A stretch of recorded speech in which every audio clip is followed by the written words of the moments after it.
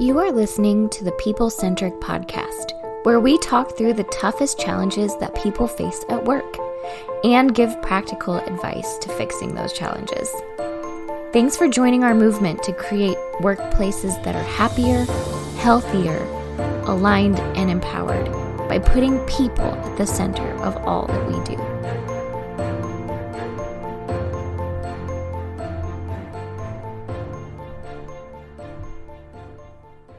Hey there, People Centric leaders. It's Bethany Taff from People Centric. We get to talk with you all today about something that has been coming up often on our team, and sometimes we don't know why. I think it's funny. We'll talk about, hey, we've been hearing this a lot from lots of different industries, from lots of different people.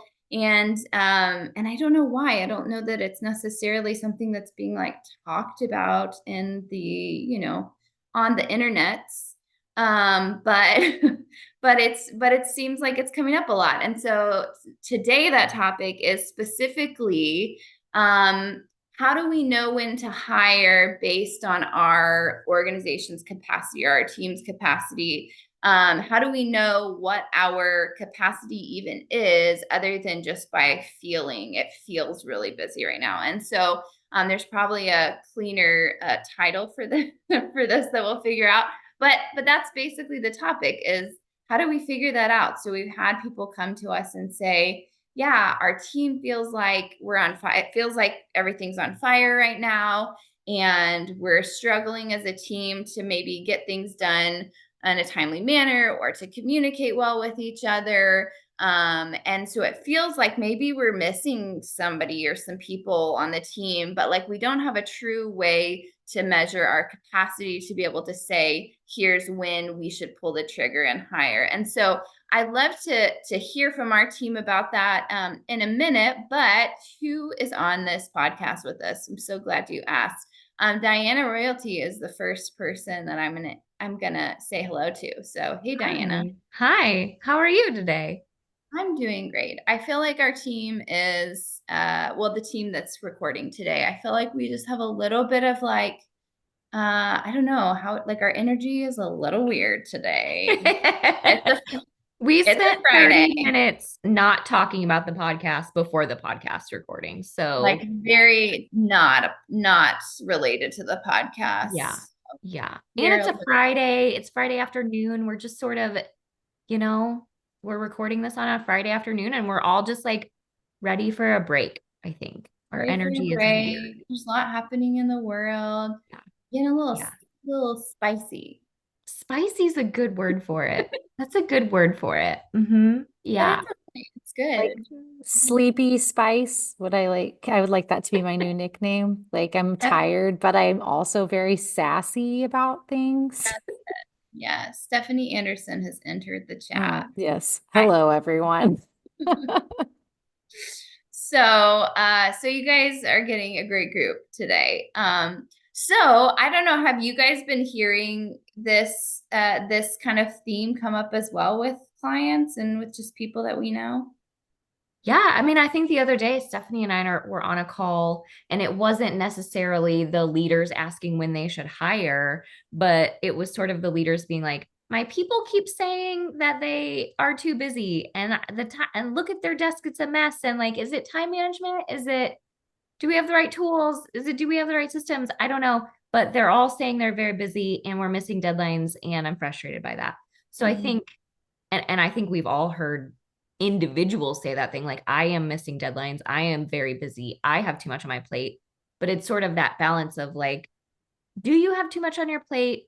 Is it interruptions? Is it time management? Is it email management? Is it the tools that you have?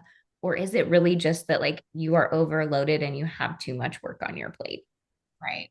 Yeah. I've been hearing this as well. And just to share like an example from another perspective on this is I'm also hearing from some leaders, like everyone keeps coming to me and saying, we need to add roles and we need to add roles. And I'm looking at the amount of work that we're doing and they just don't know how good they have it. Cause man, 5 or 10 years ago at our company, everybody walked to school uphill both ways. And we did it without all these fancy tools and CRMs and chat GPTs. And so they just need to like suck it up because this is work and work is hard. And so we're looking at them and saying like, well, is that true? Like, do you just have a bunch of lazy, whiny people on your team? And they're like, no, our team is amazing and wonderful. This is the most talented team we've ever had.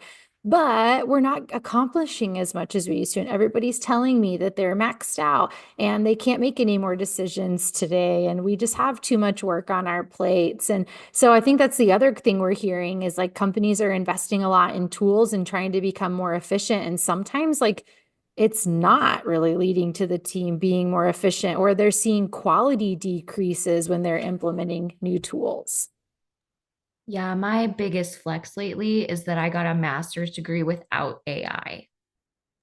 That is I pretty. mean, a really big achievement, honestly, that we Amazing, all right? we all made it through college and you a master's degree Without with no chat AI, no GPT. chat GPT.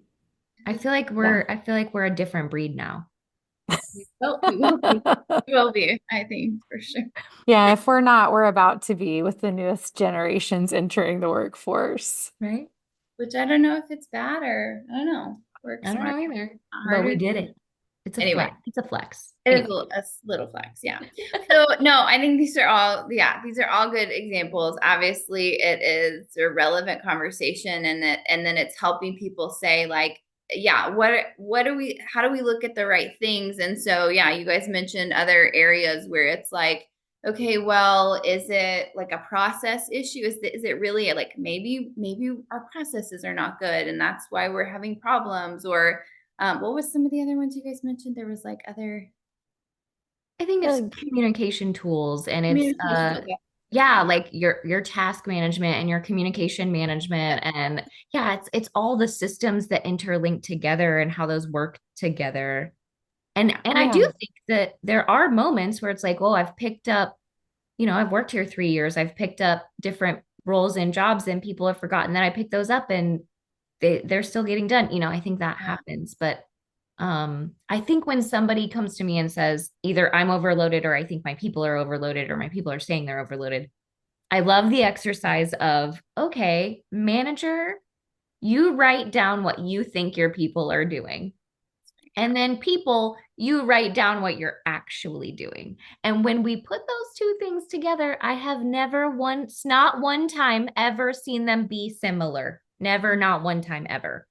Yeah. Usually the manager has a very different idea of what the job actually entails and what they're actually doing versus what the employee is actually doing. And so that usually causes a lot of disharmony because it's misaligned.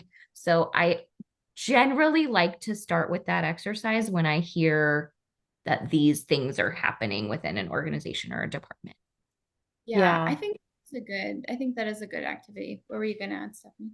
Oh, I was going to agree with that too. And just say, yeah, it's a good activity because I think a lot of times managers or leaders in general are just enough removed from maybe some of the frontline work their team is doing that they've actually lost track of like what it looks like or feels like to actually do that job now.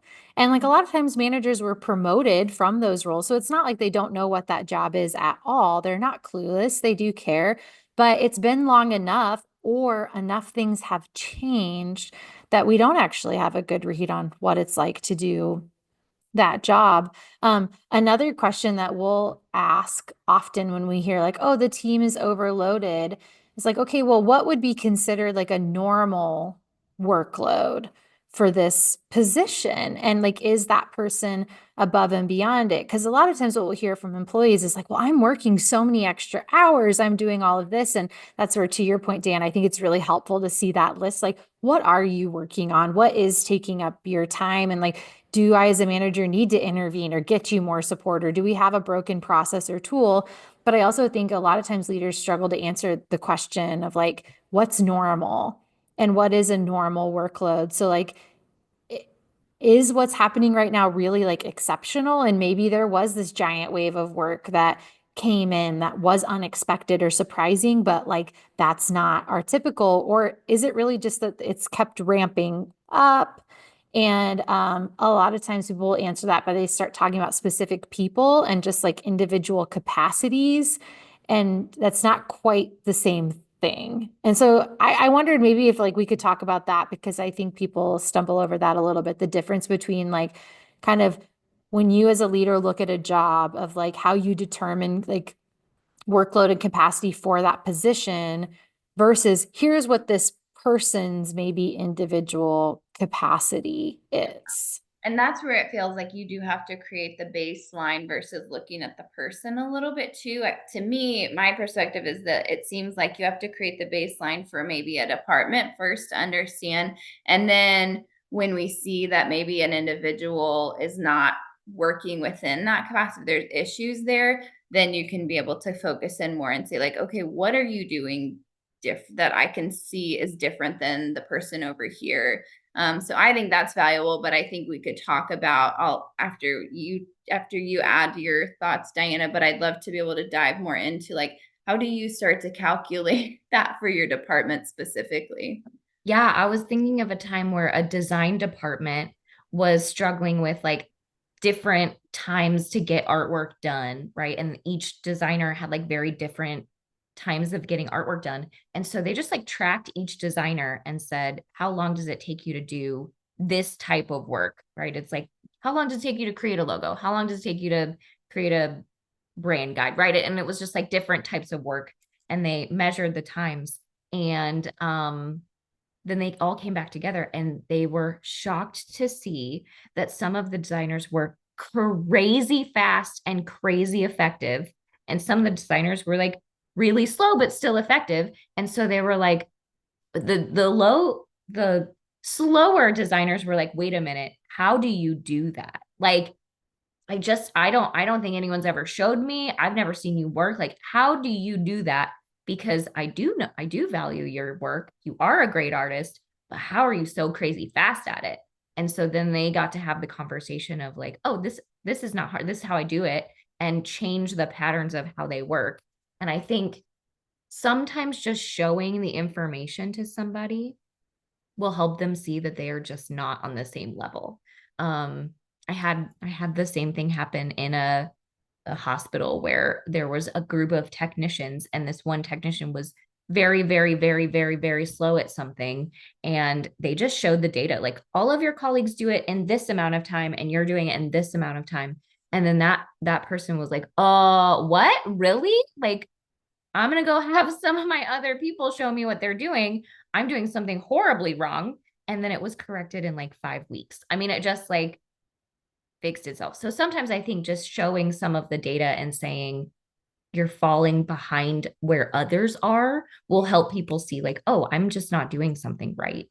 Yeah, I think that's definitely helpful. And a lot of that's like, yeah, you're gonna have that's time intensive work to say, like either you're tracking your time or you're meeting Mhm. with your team regularly to be able to have a good understanding of what all is going on. I think about even like our team because I don't think for a little while we didn't have a good read on like what is actual capacity like for some of our team, and then how do we know when it's time to hire for sure. So like we had a conversation about it, and mine was more of like a gut of like, you know what, whenever we have like this number of clients individually, right? Then that feels like high capacity. And so then I think we had a conversation to where it was like, okay, then how do we put a number to that in terms of like revenue? And then when we know, okay, at this point is when we would actually need to hire. So I don't know if you could even like speak into that more, Diana, like how did we do that? And how, Yeah, I mean that's kind of years of data yeah. all glommed together and also gut feeling. So it's Right. Yeah. weird because there was a little bit of both. There is a little bit of like subjectivity, but if the people doing the work and the executives showing the data kind of agree, like, okay, we're good with this number. And yes, Bethany, who manages this team, is like, yeah, that feels about right. Then we know we're on the right page, right? If we were very off, if I had said, no, it should be this crazy number and Bethany was like, we'll die. There's no way we can get that done. Then it's never going to happen, right? Or I'm just going to continually like burn people out and churn through employees, which I also don't want to do.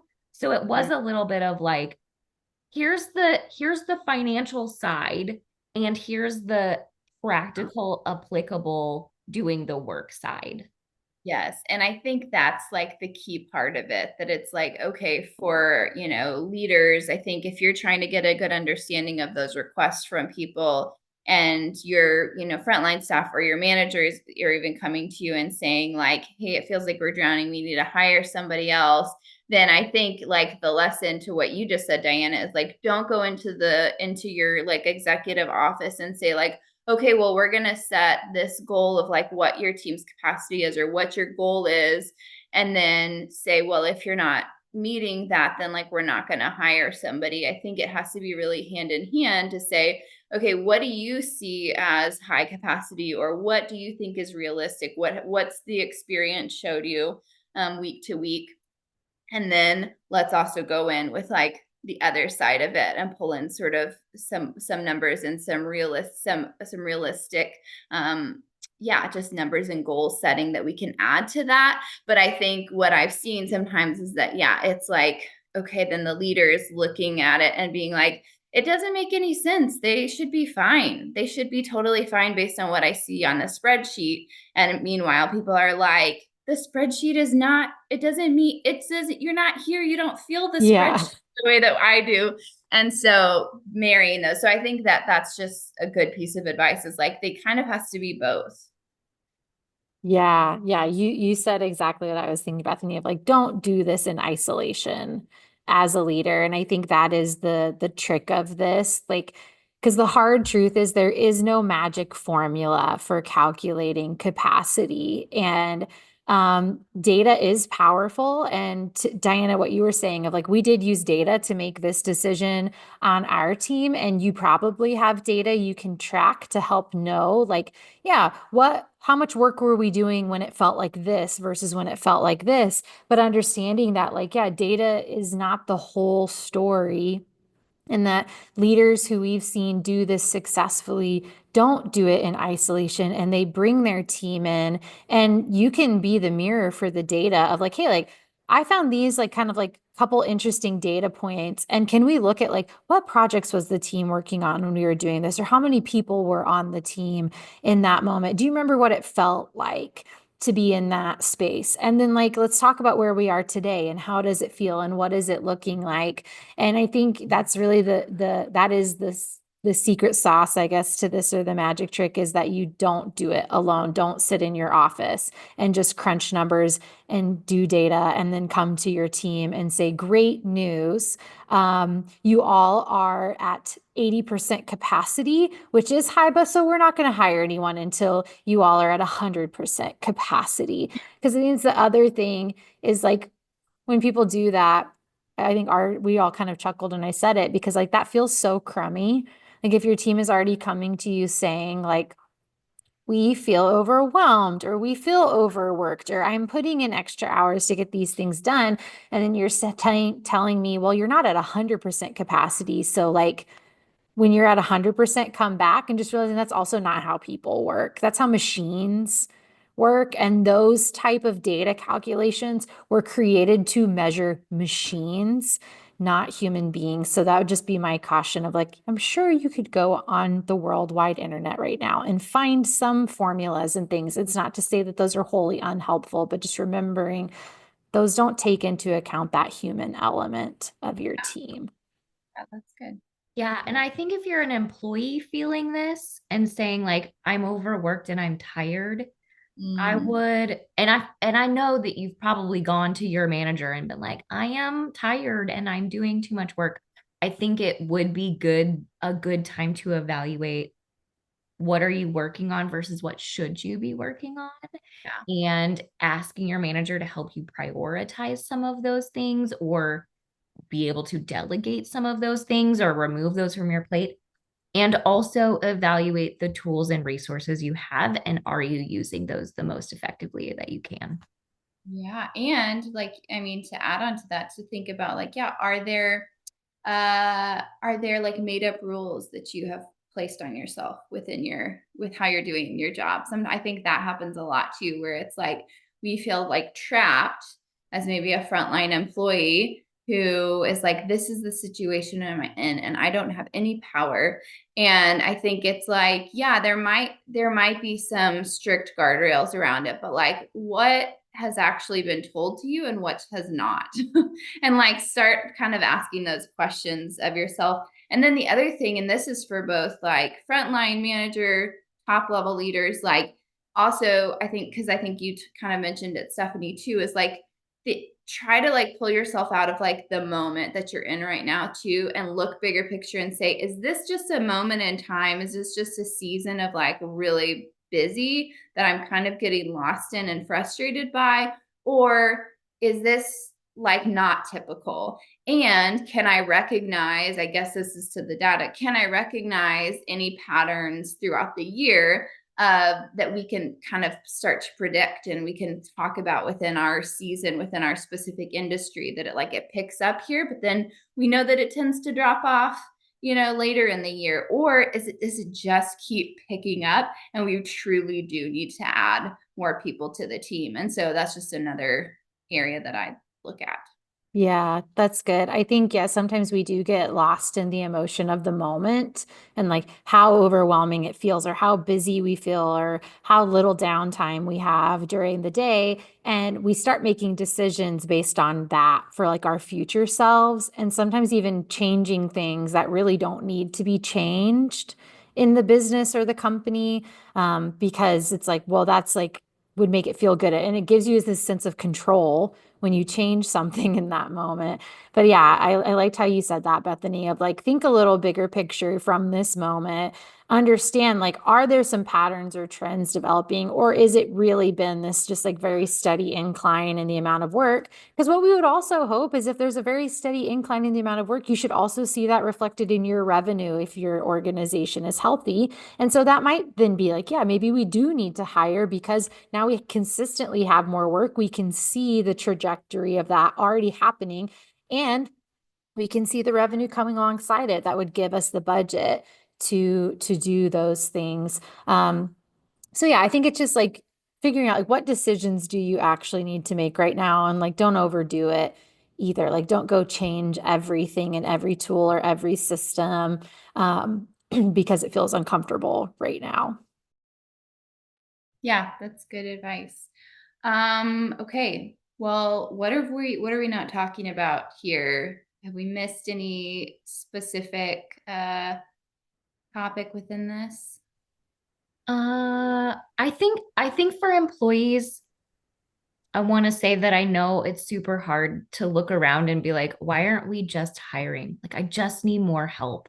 Yeah. And, as the person who looks at all the finance side of it and the person who wants to make sure that everyone has jobs all the time, I think it's easy to forget that that there is a break even number and there is like a comfortable number and there is a balance of I want to give my current employees raises and do good things for them and up their benefits and do all that stuff versus hiring a new person when we're just not right there yet, but I know everyone's busy. So there's a really big tightrope to walk there. And if there's ways to eliminate things that you don't need to be doing and redundancies that can be moved off your plate and things like that, like do that first and then do everything you can to really show that your plate is full instead of just being like, my plate is full. I think it's easier to go and show, like, no, I have done this, I'm working on these things, my plate is actually full. Is there an opportunity to install a new resource here or a new tool or hire some people? Right. What's not a priority anymore of like, are there Right. like, Yes. okay, I was doing this thing and it was sort of an extra thing, but I no longer can do this. Yeah. And so can we just have a conversation? I think the approach of Yeah. just being able to come to your leaders and say, like, if you're feeling that overwhelmed, like make sure you're just communicating that and saying, I'm Totally. feeling overwhelmed. I don't know for sure what it is. Maybe it is that we need to hire. Maybe it's something else that's going on. But I think the approach needs to be like, ask a lot of questions about about like one, just needing some support, but then also just not assuming that like if they say if your leaders say we can't hire, like you can ask some questions, I think, about that, to just say like, oh, okay, like help me understand how we're thinking about that, and when would we pull that trigger, and how, all of those different things. Because sometimes if you're not communicating, maybe they don't, I mean, maybe they think like, man, I feel like we're doing really well, and if everybody seems like to be in a good place and we don't need to hire right now and we could make more money, then like, awesome, let's keep doing that. So if that's not the case, then like, I think communicate it, and then just not going in with arrogance to say like, why aren't we hiring? We should be hiring, and not just humbling yourself a little bit to stop and ask the questions, because there might be, to Diana's point, there might be some factors that you're not even thinking about or considering. There might be some outside things happening that are impacting the business that you don't have your eyes on, that your leaders are thinking about and saying like, we would love to, but there's this thing over here that we're just keeping an eye on, and we want to protect our team right now. And hopefully they're communicating that anyways, but if not, I think just make sure you're asking questions instead. Yeah, that's such good advice, because I think often, like as employees, we do forget that we can ask those questions, and we go and we say, we're so overwhelmed. Can we please hire someone? And we get the no. And like that kind of is the end of the conversation. And then like sometimes we get resentful of that, or you start imagining like your bosses are just like Scrooge McDuck sitting on piles of money and not caring about everybody else on the team. And that is so rarely true, right? Very rarely true that that's actually what's happening. So I loved that advice, Bethany, of like, just ask more questions. Like you might ask your manager or leader, like, so what are the things that you're watching that would tell us we could hire someone else? Or what would need to happen in our business for us to be able to hire someone else? Because the answer is usually a little larger than just like a dollar number revenue coming in.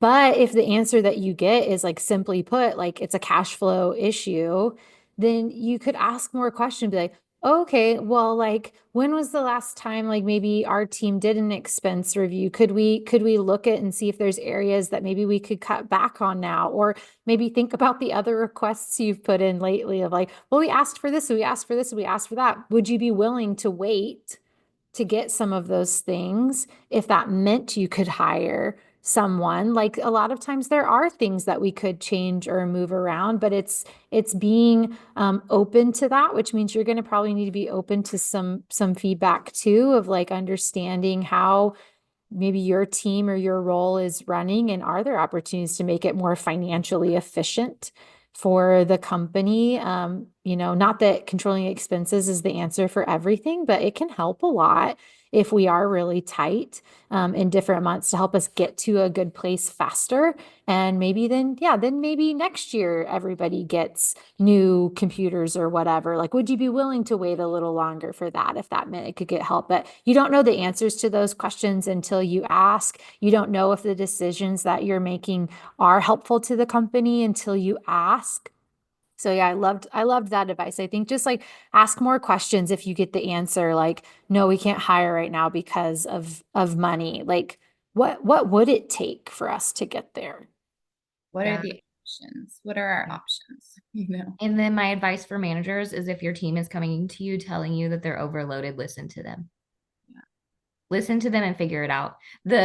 The thing that I hear the most is like, well, I used to do that job and I did it just fine. I hate that. I hate that so much. Like, the job has changed, the tools have changed, the work has changed.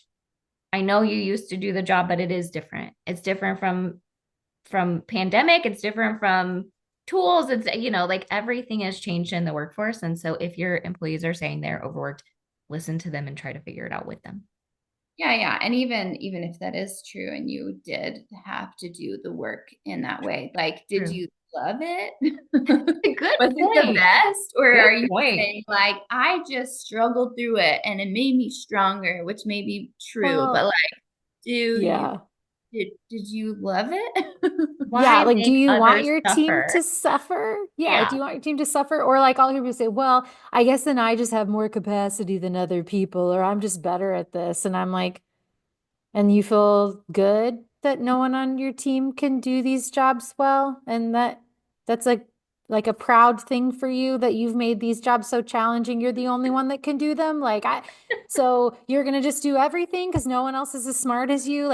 Yeah, like We'll that's not give a you good. a medal and then you still have to fix the problem. Like you get the gold Yeah, star and we still have we'll send you a sticker in the mail if that's what you need to move past that. But yeah, like that's not very nice and humble either.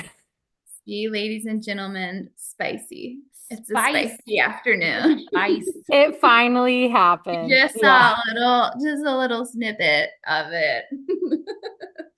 That's Just good. buck Okay. up, Buttercup. Yeah. Yeah, we don't like all your attitude. I think you're better than everybody. Anyways, okay. Well, I feel like this was a pretty good conversation.